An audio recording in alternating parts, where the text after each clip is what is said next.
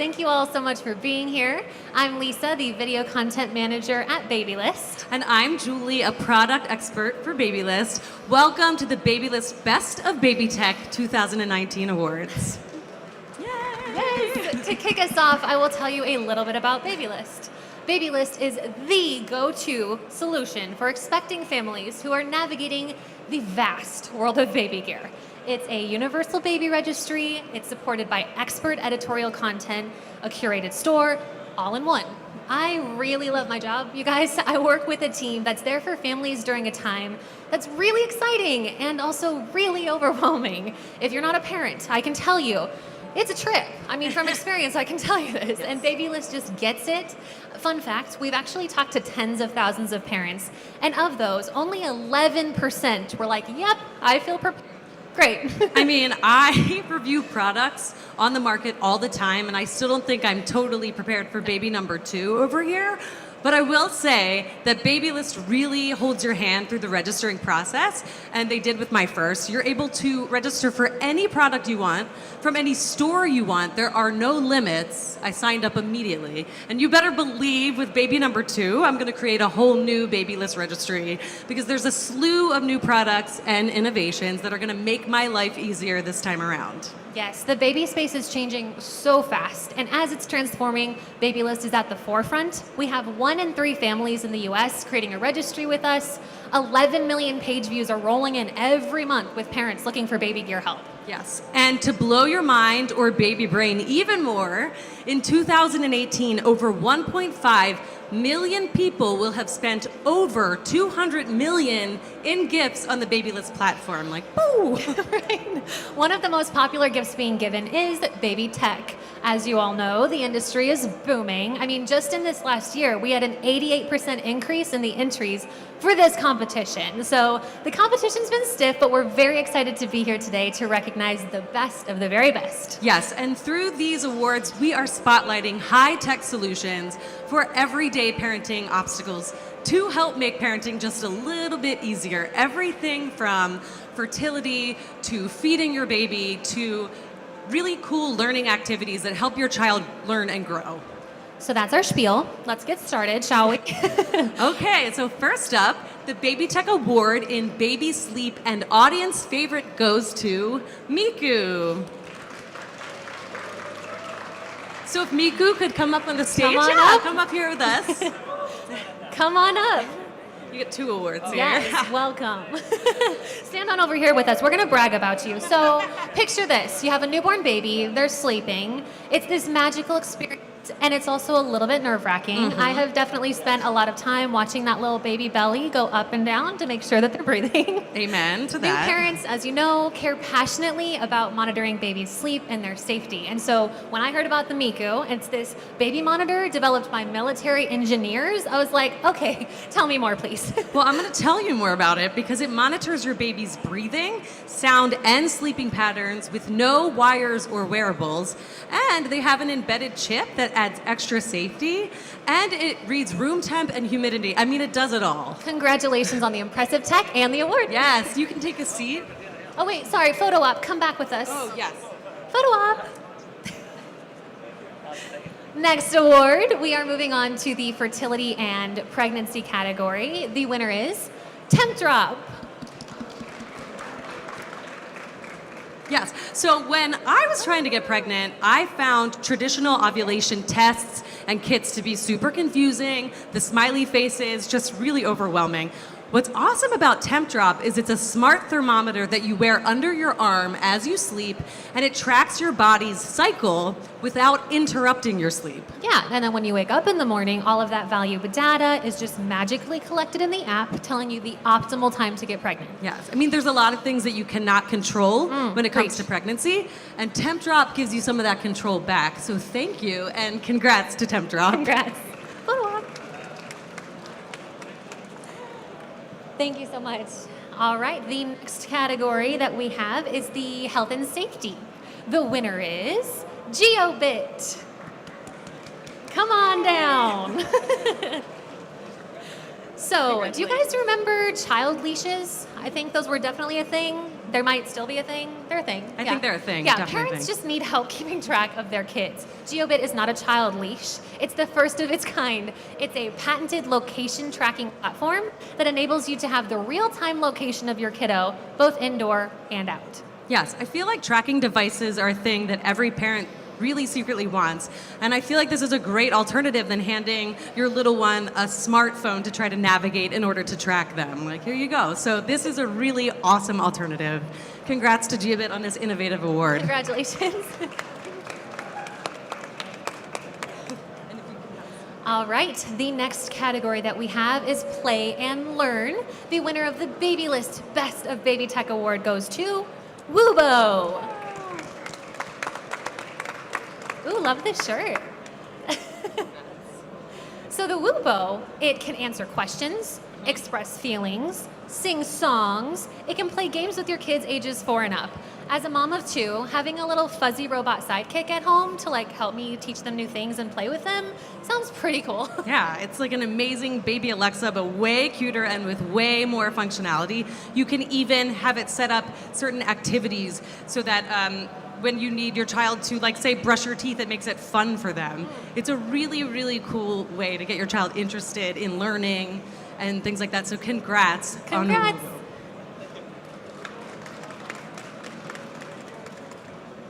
We have one more award. Are you guys ready? It's the winner of the parenting category, and the winner is the LV Pump. So pumping may just be one of the least glamorous things we can do as moms, maybe even more than snot sucking, but I feel like the LV Pump really changes that for moms. Definitely. It is a silent, wearable breast pump. So yes, silent, as in none of those loud, like, noises during conference calls, and wearable, as in you're not attached to any dangling tubes or cords attached to a machine. You don't have to be confined to a bathroom stall or your car, and no wardrobe changes. Like, maybe I'm wearing the LV Pump right now. I'm not, but I could be. Thank you for helping women no longer feel like cows, and congrats on the award.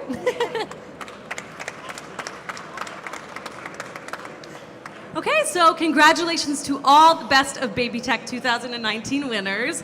Now, if you could please help us welcome to the stage Editor-in-Chief at Babylist, Rebecca Otto. And let's give these two ladies a round of applause. Thank you so much, Lisa and Julie. I work in baby, and I've never been so excited about Babytech. Perfect. So rather than just talk about how great these companies are, because you can find out about that on the internet, we also decided to take 20 minutes of their time to ask them questions about what is coming up next and what sets their products apart. So I would love it if you guys would talk to us a bit about how your product not only gives more information, but distills that information. Because one thing that we hear is that parents feel overwhelmed. They no longer have a retail store that they can go into because Babies R Us closed. And we try to solve that problem for them by creating great review videos from real parents, by producing really great best of guides. And so how do your products distill this wealth of information and make it actionable for real families?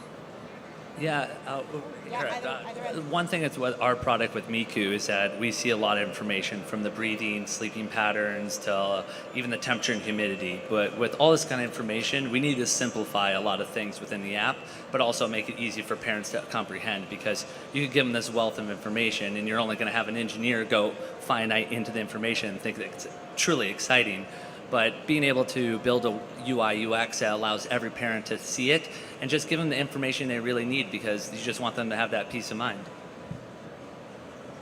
I think that in TempDrop, one of the major things that we try to focus on is giving just one parameter that outlines the true cycle of the user and not give too many parameters. I mean, of course, you can add OPKs, ovulation prediction kits, or any other data input into the app that will calculate your fertile window. But the most important parameter, the objective and unbiased parameter, is the sleep temperature. So we focus only on that, and this allows us to show the user exactly what's going on in her body and then make her own mind what to do with it. I think most for us is just thinking the challenges we had about this when you're tracking location and false positives. I think many of us particularly that are monitoring things, you have to worry and make sure you're testing for those false positives. In our case, if you say a child left school and ran down the road and they're not really doing that, that can be a problem, and you lose trust of your users then. And so I think we're all sort of selling trust and peace of mind. And so for us, the challenge is just getting that right, being able to synthesize that data, putting in some machine learning to make sure we're looking for those abnormality patterns and making sure that we really address false positives. And I think as an industry, that's a challenge for all of us and something we all have to kind of deal with. My Lyft always shows me across the street from my house when I'm waiting to pick it up, and so I can only imagine that like the number of yards in GPS is not very accurate, right? Yeah, we use a hybrid location system to try to improve that, but about 25% of our customers are parents with special needs children. Many of them are nonverbal, and so if you have a child that elopes, that runs out of school or daycare, that can be quite worrisome. We have to get that really, really right, really, really accurate. Matter of fact, one of the leading causes of death of children with autism is drownings.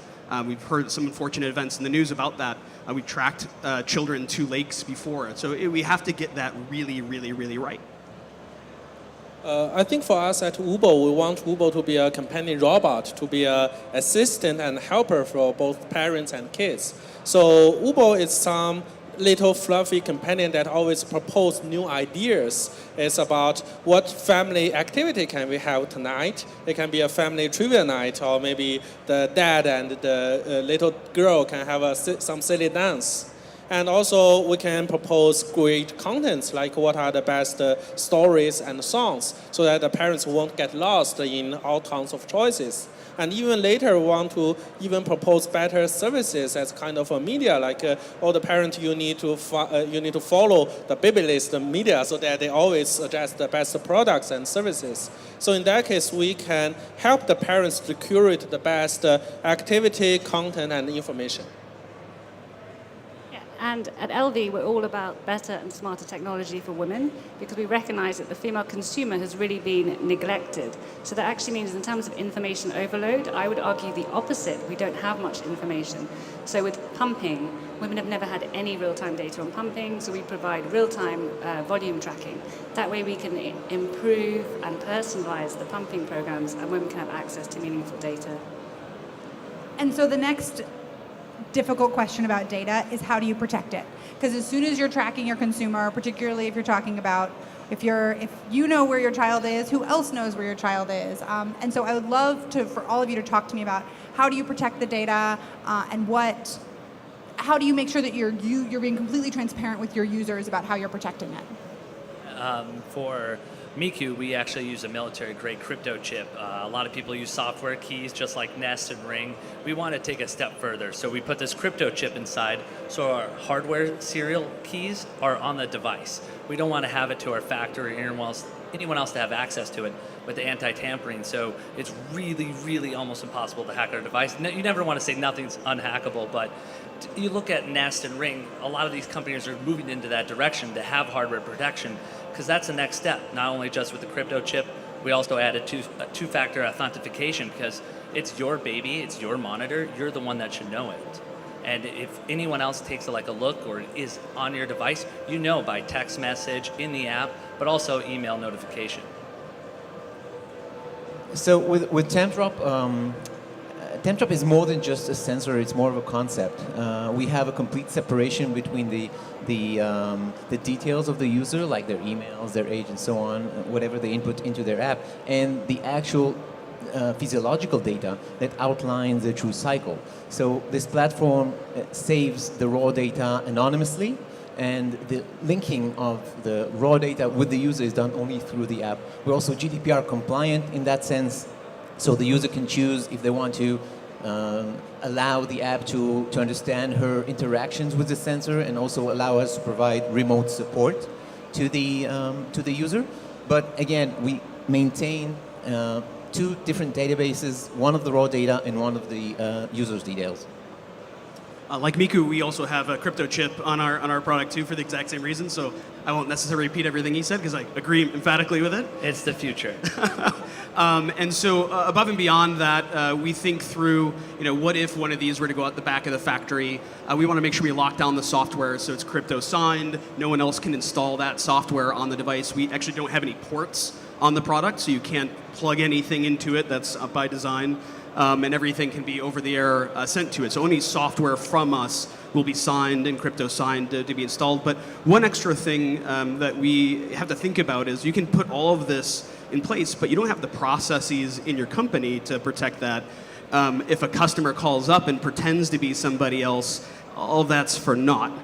So we just have to also think through not just the tech, but as we apply it operationally in our companies, how do we build the training, the processes to make sure that all of our employees, as we all grow hopefully, can make sure that they're protecting that data, they're authorized, and that user gives them the authorization to pull it up. Because the last thing we also want to do is have an employee that goes in rogue and can just look up this information, that the user has to give them the authorization for a period of time to say, okay, you can go ahead and look at my data, but just for this period of time before it expires.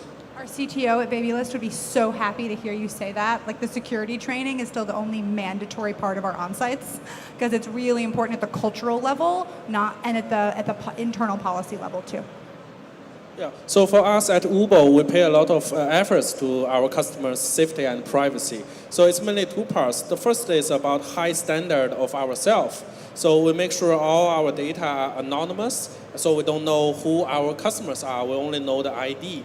And second, we will proactively blur our information to make sure that we don't know too much details. It's only about some user behavior or maybe something we use to train the data. And we don't collaborate with any third-party like partners. So we develop our own algorithm and our own natural language processing stuff to make sure our data and our privacy won't be leaked. And the second part is about collaborate with the industry standard to make sure we are COPA certified. So we collaborate with KidSafe to make sure it's not only us, it's also our third-party friends who can have a guarantee or endorsement about what everything we do fits with the standard. And just to add, in addition to encryption and processes, I think it's all about making it clear to the user that this data belongs to them and giving them different levels of opt-in. So with LV Pump, you can use the hardware without the app, so you don't need to share any data. Obviously, we explain the benefits of using the app, and then we give different levels in terms of opt-ins. And I think generally, for us for LV Pump and Babytech, we need to constantly be investing and working with third-party security experts so that we keep making sure we're best in class, not just for Babytech, but across all connected devices. Just one more thing to add. I think the challenge for all of us too is we can do all these great things, but there's no verification. I mean, I think we're doing great things, but there really does need to be better transparency and regulations in the space, because there's a lot of nefarious people that aren't us that are trying to claim things around privacy and security, and they're just not. And there needs to be that third party that can really step in. COPA's one with KidSafe, which is great, but that only goes so far too. Someone that can really go through and say that, hey, Miku really did the security crypto chip right. And I think that's something we as an industry really need, in IoT in general too, but especially ours. Yeah, and a lot of it comes to the responsibility of the company and a lot of the processes that you take in place. We have the head of customer service at Ring Doorbell that put all our security in place and how we handle customers coming in, how things are handled. But you're 100% right when it comes down to the processes and places you need.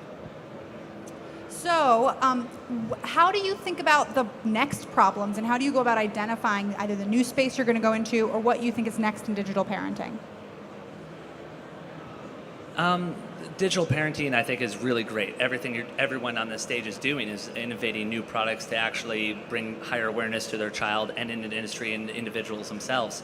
I think there's a lot that can happen with different products. Ours is also doing heart rate, but we're not doing that right now. And also, again, with the responsibility of the company to actually do what it actually says it does. And I agree 100%. There's a lot of companies that claim what they're trying to do, but don't, which can kind of hurt us in the industry for us people on stage that are actually working so hard and doing day and day things to make a difference in this industry. But there's a lot of things I see all these products on the stage as well that can adapt more than just baby into other categories in elderly care and other things, which I think is really incredible. Actually, kind of random. A history thing, the first video baby monitor actually was created by Isamu Noguchi back in 1937, and that actually led the way for the first two-way radio and changed the way communications is today.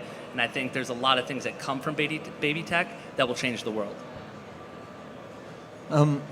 When talking about the future, I think the approach that Temtrop took in order to identify and really find the unique cycle of every user is that the more the woman uses Temtrop, the better it knows. So over time, the user can use the platform to incorporate her cycle data into any app, any service or any need. So it can be a medical app, it could be a fertility app, it could even be a weight loss app that provides guidance based on the different phases throughout the cycle. Now is a good time to go jogging and so on, but everything will eventually focus only on the user's data that is unique and specific for her. For me, it's not necessarily what we're thinking about this second, but probably not too distant future. We're going to live in a world with autonomous vehicles. And when that happens... I'm so excited to not teach my 3-year-old to drive. I know. And this is, from a parenting perspective, this is a really interesting whole new way to think about it. You think about your child driving at 16 years old, but does that happen anymore when we have autonomous vehicles? Is there an element of I trust my 12-year-old to get in the car and it just takes him to where it goes safely? There are already Hop, Skip, Drive, Absolutely. Kinga, a number of rideshare apps that are trying to serve the parent market more Exactly. specifically. And now when I have my own car that can do this, I just think through of all the new opportunities, whether it's location tracking technology or not, but just how does that integrate in with my parenting? What new decisions do I make? What discussions do I have with my wife now? Because it's no longer a law. At 16, I could say, well, maybe at 10, I don't know, maybe at 10 I let the car take him to a friend's house. It's weird. Most states have 12 as the minimum age to leave a child alone. So if that is the bar for, will you put your 12-year-old in your, probably not Toyota, I shouldn't say Toyota, in whatever your autonomous vehicle is? There's reasons for that because the car, maybe there's no one watching him, but if the car could watch them and be safe enough that it would be fine to put a 10-year-old in there because the car is smart enough, why not? I think for us it's mainly two parts. So the first part is about vertical integration to fill in the gaps or blanks. So there's still opportunity to provide the wiki for the kids for them to better learn, for the Netflix for the kids for them to better explore the world. So there is a opportunity for fill in that gap or blank. So the second part is how can we better use technology, especially artificial intelligence and robots, to upscale our digital experience. Because that's why we talk about digital life. Previously, it's about how can we help the parents to find the best story and songs. But now it is the stage that every parent is actually a manager of this family. So how can we help them to better manage attention, or maybe emotion, or even motivation? So that's where a social robot or emotional robot can potentially provide some help and assistance. I think there's been a lot of exciting innovation in baby tech, supporting health and wellness for babies, but where we've seen more of a gap is around the women's health and wellness. So when we launched our LV Trainer, which is a Kegel biofeedback device, we were out talking to retailers, talking about new mums' wellness, and they were just kind of blank faces. But now we've got the two products and there's other kind of innovations happening, I think that's really going to change, because ultimately, happy mother, happy baby. Well, congratulations to all of you. Thank you for developing such interesting and new products in the space. And we will see all of you hopefully next year back here at Babytech. Bye. Thank you.